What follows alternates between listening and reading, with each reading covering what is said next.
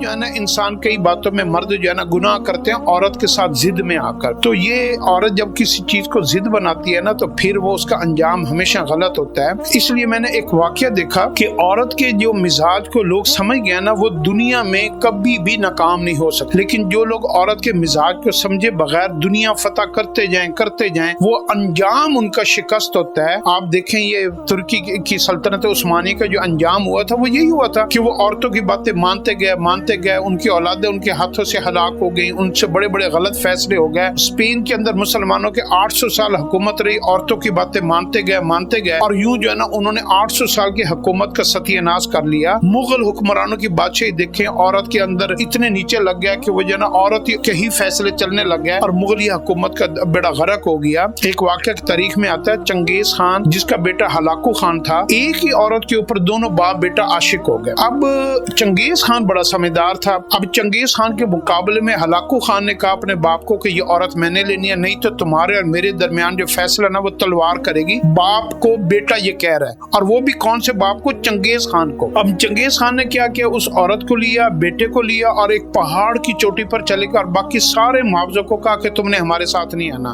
وہاں پر دونوں نے تلواریں اپنی اپنی نیام سے نکال لی اور عورت کو ایک سائڈ پہ کھڑا کر دیا. اب جب تلواریں نکال لی اور جنگ شروع کرنے کے لیے ایک دوسرے کو کون پہلے مارتا ہے, تو چنگیز خان نے ایک کام کیا. چنگیز خان نے تلوار نکالتے ہی بجائے بیٹے کے اوپر حملہ کرنے کے اس عورت کا سر قلم کر دیا, جس کی وجہ سے آج باپ بیٹا آمنے سامنے ٹکر کے اوپر کھڑے ہو گئے اور اس عورت کی گردن کٹ گئی. جب بدمزاج ہوتی ہے عورت, جب ڈی ٹریک ہوتی ہے نا اور دو چار بندوں کے درمیان میں وہ انوالو ہوتی ہے, دنگے فساد کرتی ہے, پھر وہ خود بھی تباہ ہوتی ہے, خاندانوں کو بھی تباہ کرتی ہے. اب اکثر لوگ یہ سمجھتے ہیں جی کہ مولوی حضرات اور یہ جتنے بھی اسلام ہے یہ عورت کے خلاف ہے. ایسی بات نہیں ہے. اسلام یہ کہتا ہے کہ دنیا کی سب سے بہترین جو متاع ہے نا, خوبی ہے, چیز ہے, وہ ایک نیک عورت ہے. اسلام تو نیک عورت کو پسند کرتا ہے, بے حیا عورت کو پسند نہیں کرتا. بے حیا عورت کو تو بے حیا لوگ پسند کرتے ہیں. تو اسلام عورت میں, عورت لبادہ کس کا اوڑھتی ہے؟ بے حیائی کا. اور الزام کس کو دیتی ہے؟ اسلام کو. لبادہ اوڑھتی ہے دوسروں کو نقل کرنے کا, دکھاوے کا, ریا کا, منافقت کا اور جھوٹے جو ہے نا وہ شہنشاہی کا, اور الزام دیتی ہے اسلام کی سختی کو.